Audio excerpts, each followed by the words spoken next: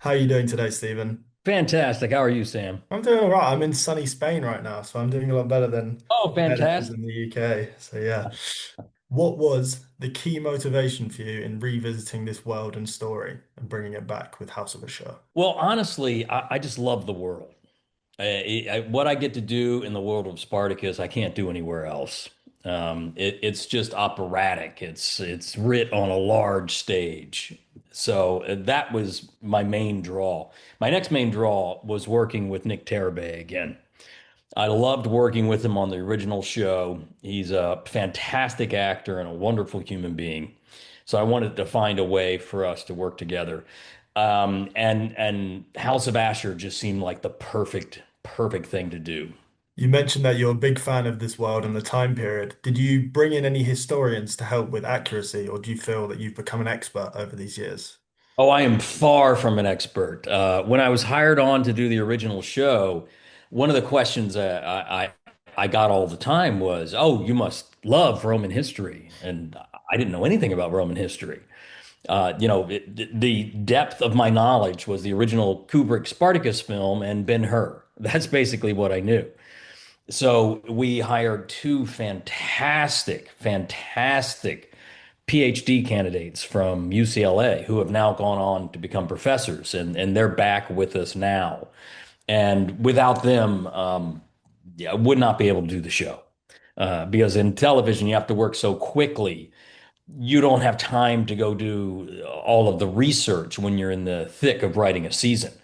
So we could have the most obscure question that we fire off to these guys, and within 5 minutes, they send us back a incredibly detailed answer because they know it off the top of their head. Really, just invaluable. Is there any period of history that you are more interested or equally interested in that you'd like to explore? Oh, that's a good question. I always loved the Old West. Always wanted to do a Western. Love the 1940s and 50s, that time period. Those would probably be my favorites that I'd love to visit at some point. Would you cast Nick as a Wyatt Earp type, or what would you cast him as?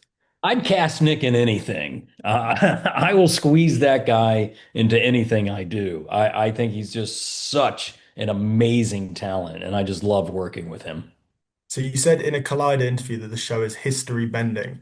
How much of this is alternate history and how much is dramatic license? Well, like the original show, with the original show, we stuck very close to what was known about Spartacus and his rebellion, but there was a large part of that story that was lost to history. So we had a lot of leeway to add characters and flesh things out. With House of Ashur, we have even more leeway because we do have historical characters and historical context, but the fact that Asher is alive, he begins to break history, and history starts to go in a different direction because of him not being dead. So we get a lot of leeway in House of Asher, and so anyone that knows Roman history will pick up on certain events that they're familiar with, and then will be shocked at how we change things because of Asher. And from a production standpoint, what changes with him as a protagonist rather than an antagonist? Really, it's just the same because honestly, in the original, Asher considered himself the protagonist. He didn't consider himself the antagonist. He basically thought he was the hero. And I think that's what I love about a good villain. It's the same thing we did on season one of Daredevil with Matt Murdock and Wilson Fisk. Wilson Fisk didn't think he was a bad guy. He was trying to save the city. And so was Matt Murdock. They just were had different ideas about how to do it. So one of the big questions I always get is that Asher was such a horrible person and he did terrible things in the original. How can an audience root for this guy? And the simple answer was bring in people who are worse. Bring in the Roman elites who really oppress Asher and humiliate and mock him. And that you will start to root for Asher to get the upper hand against these people. You mentioned Daredevil there. How do you think Daredevil would do in a combat Roman style arena? I think he would do pretty damn good. I got to say, I think Daredevil could more than hold his own in the arena. That guy's got some skills. Okay. What do you think the original show's fan base will react to most strongly in this new rendition? I think the fact that you're stepping right back into the world. When you see the new show from where we ended 13 years ago to now, you'll feel like we never skipped a beat. And that's by design. We were able to bring back all of our heads of departments except hair and makeup, which what they were on another job and not available.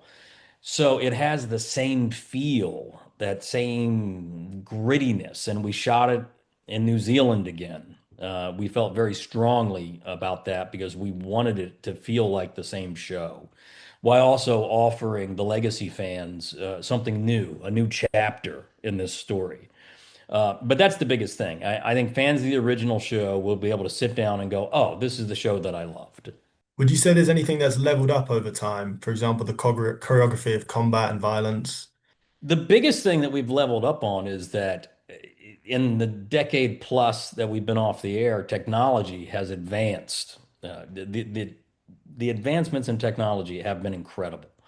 And you can see it that we have the same visual effects supervisor, but he has a new box of tools, specifically Unreal Engine. So the things we were able to create in Unreal Engine that we couldn't do before, it just adds a level of realism and scope and scale to the show that I think is just fantastic. The show has a lot of practical sets as well. Was there any that you revisited from the original series or any that you're quite proud of showing off in this new series? Oh yeah, it was a surreal moment when I went down to New Zealand because they had rebuilt Gladiator's villa in Ludus. And stepping back onto that, it's like we never left. It looked exactly the same. It was just all that attention to detail. It could have been honestly 2010. It just felt like going through a time machine. And was there anything about Nick's performance that after coming out of the original series, you changed how you write him? The biggest thing is giving the character more space to explore. If you go back to Gods of the Arena, you get an inkling of why Ashur is the way he is. When he first became a slave in the Ludus, he wanted to be accepted. He wanted to be a part of the Brotherhood desperately, but he was mocked and scorned and looked down on, and it turned him bitter.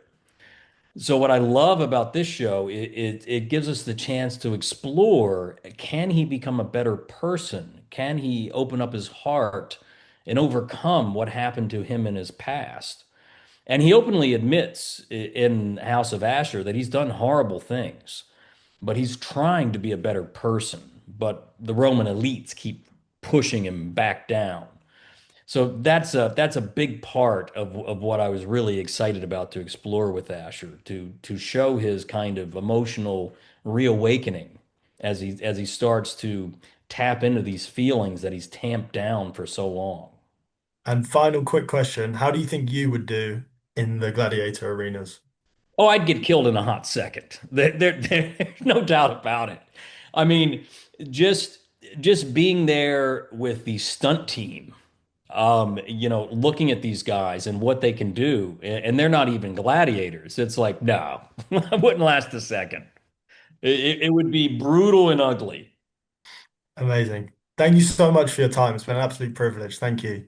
Thanks. Ladies and gentlemen, you're watching Hey You Guys! Hey, you guys! Hey, you guys. Hey, that's what they all say. Hey, you guys. Hey,